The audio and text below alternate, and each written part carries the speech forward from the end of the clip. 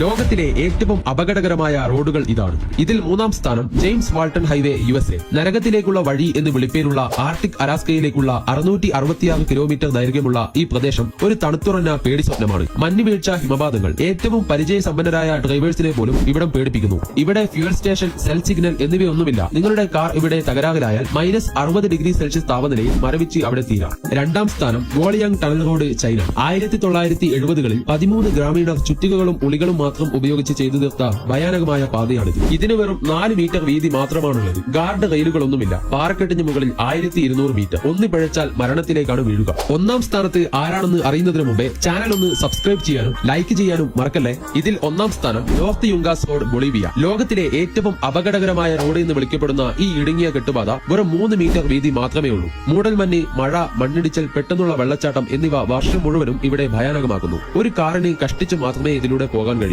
ഇതിലൂടെ ഒരു ഡ്രൈവ് പോകാൻ നിങ്ങൾക്ക് ധൈര്യമുണ്ടോ? കമന്റ് ചെയ്യും.